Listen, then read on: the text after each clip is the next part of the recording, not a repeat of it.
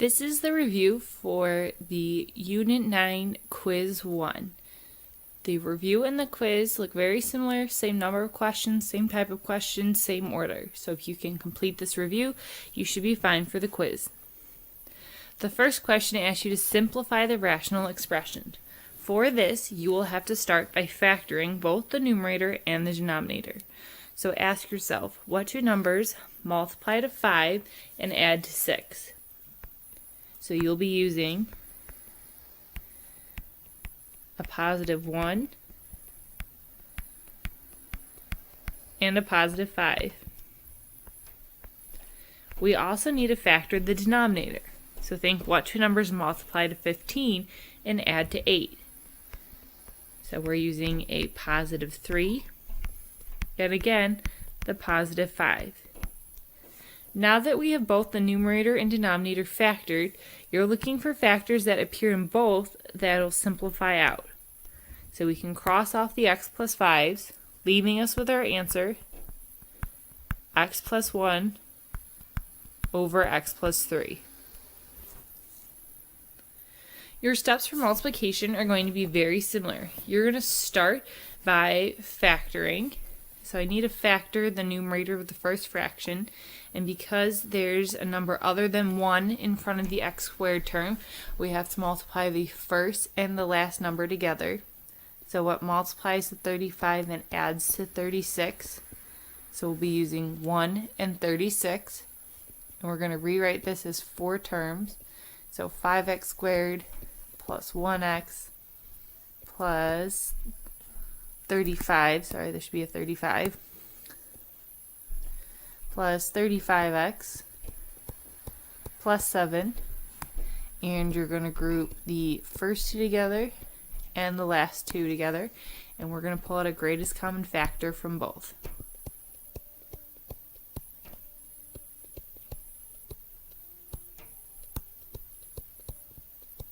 So this factors to 5x plus 1 and x plus 7. That is the numerator of my first fraction.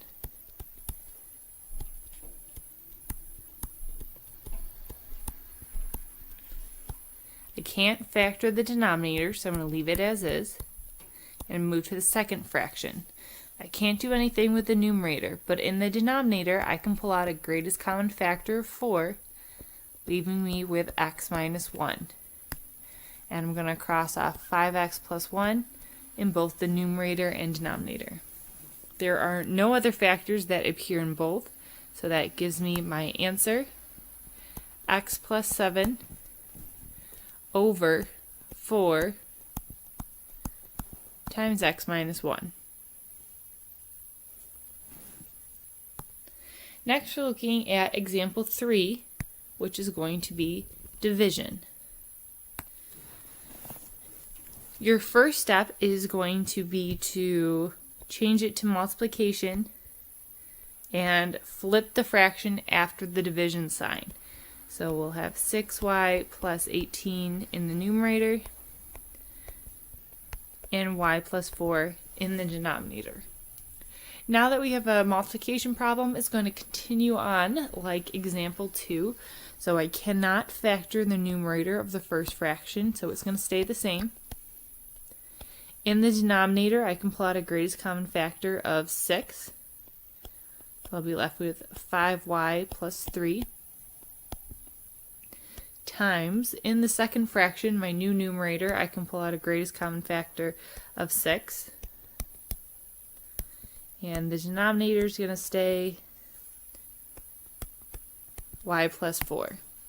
So I can cross off a y plus 3 in both, or 5y plus 3 in both the numerator and denominator, and a 6 in both the numerator and denominator, which will leave me with my answer, y plus 3 over y plus 4.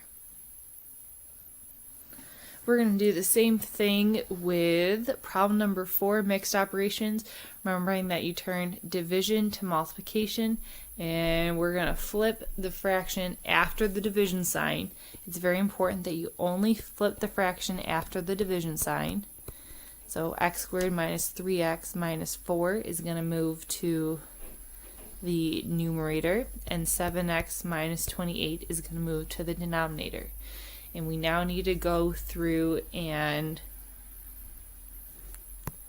factor all of these. So the first fraction, in the numerator I'm looking to see what two numbers multiply to negative 12 and add to negative 1. So we'll be using x minus 4 and x plus 3. In the denominator, I can pull out a greatest common factor of 3, which will leave me with 2x plus 5. In the second fraction, my new numerator, I'm looking to see what two numbers multiply to negative 4 and add to negative 3. So I'm going to use a negative 4 and a positive 1. In my denominator, I can pull out a greatest common factor of 7, which leaves me with 7 times the quantity x minus 4.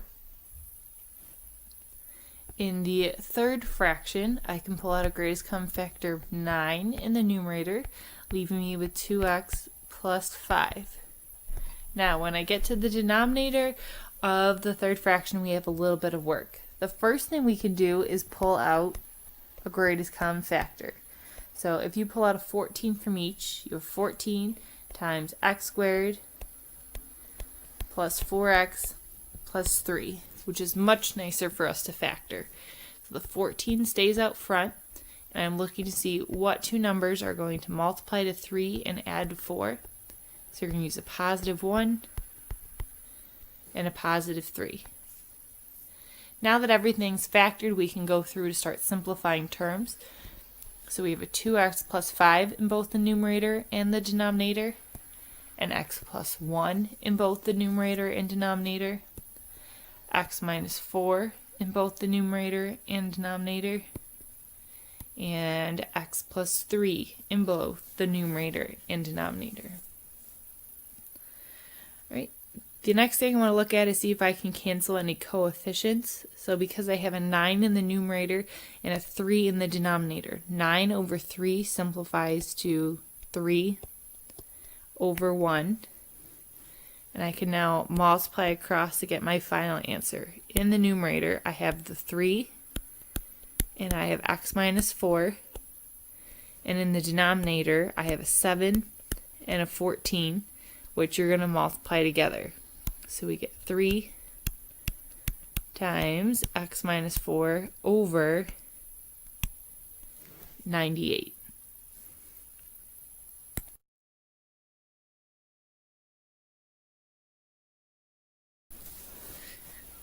Example number, or problem number 5, starts with the addition and subtraction. So unlike the front page where you did not need to find a common denominator, in order to add or subtract fractions, they have to have the same denominator. So between x minus 1 and x plus 3, my least common denominator is x minus 1 times x plus 3. And I'm going to multiply both fractions by whatever denominator is missing, or whatever term is missing. So the first fraction is missing the x plus 3. So I'm going to multiply by x plus 3 over x plus 3. The second fraction is missing the x minus 1. It's going to multiply by x minus 1 over x minus 1. So I have 6x times x plus 3 over my common denominator plus 4 times x minus 1 over my common denominator.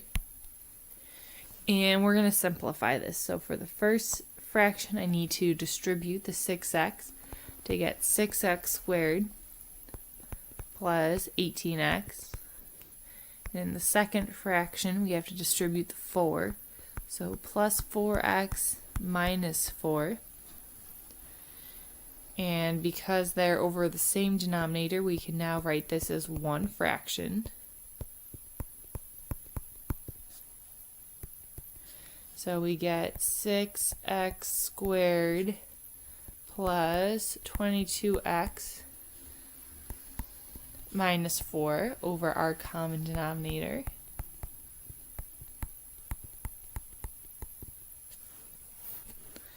Right? Then your next thing is going to be to simplify if possible. So we're going to factor out a 2 from the numerator to leave us with 3x squared plus 11x minus 2. That does not factor any further because there aren't any numbers that multiply to 6 and add to 11, which means this is as far as we can go, and that gives us our answer. Problem number 6 is going to be very similar. We need to find a common denominator. For this problem, your least common denominator is going to be 2 times x plus 1. Remember that your common denominator is every term you see in the denominator without repeating itself. So I don't need to have the 2 twice. So the first fraction is not missing anything, but the second fraction is missing the x plus 1 in the denominator. So we're going to multiply by x plus 1 over x plus 1. So that gives us still the 2 in the numerator of the first fraction. And then in the second fraction, we now have minus 3 times x plus 1 over my common denominator. And we're going to distribute the 3. So we'll have 2 minus 3x minus 3.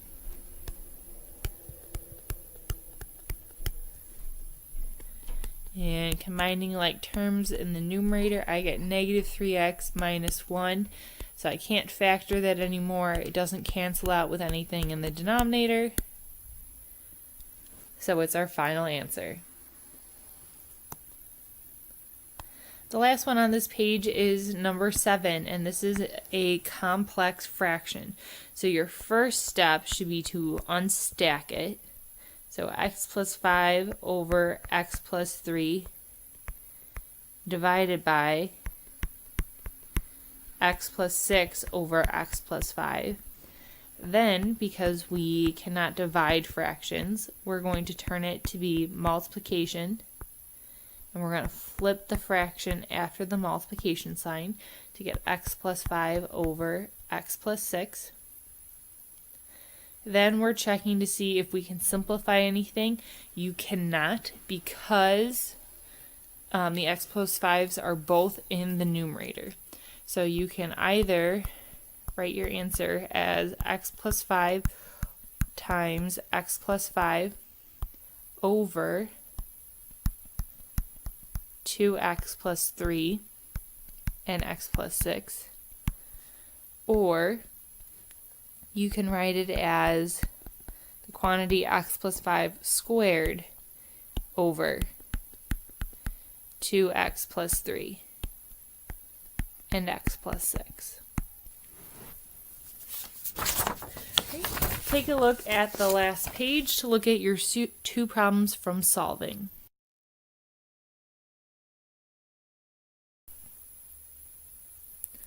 For example 8, you have 2 options to solve it. Because 2 fractions have the same denominator of b minus 3, you could add them together and then cross multiply, or you can choose to multiply each of the fractions by the least common denominator. In this case, the least common denominator is b minus 3. So I'm going to multiply each fraction by b minus 3. Then, because the first and second fraction both have b minus 3 in the numerator and the denominator, it's going to cancel out. So I'll be left with 2 plus b squared minus 7b plus 6 equals b times b minus 3. So on the left side, I'm going to combine like terms, adding my 2 and my 6 together. And on the right side, I'm going to distribute the b to get b squared minus 3b. So I'm going to try moving all the b's to one side. If I subtract b squared from both sides, it cancels out, leaving me with negative 7b plus 8 equals negative 3b. So then I'm going to add 7b to both sides, which will get me 8 is equal to 4b. And we're going to divide by 4 to find that b is equal to 2. You do want to check that this doesn't give you an extraneous solution. So if I plug in 2 to the denominator, it gives me negative 1, which is okay. You're checking to make sure that it does not cause you to divide by 0. For number 9, my least common denominator is going to be x, and then x plus 2.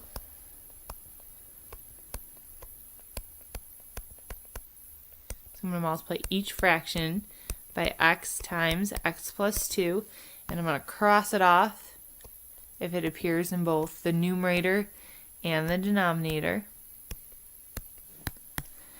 So I'm going to be left with 2 times x in the first fraction minus 1 times x plus 2 equals a negative 4.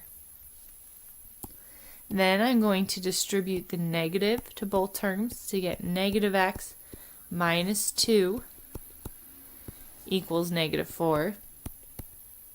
And combine like terms on the left. And finally, we're going to add 2 to both sides to find x equals negative 2.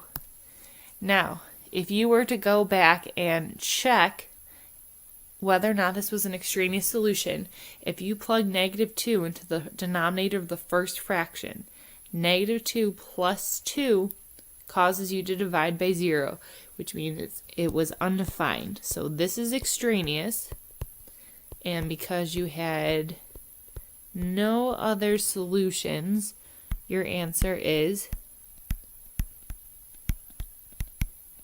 no solution.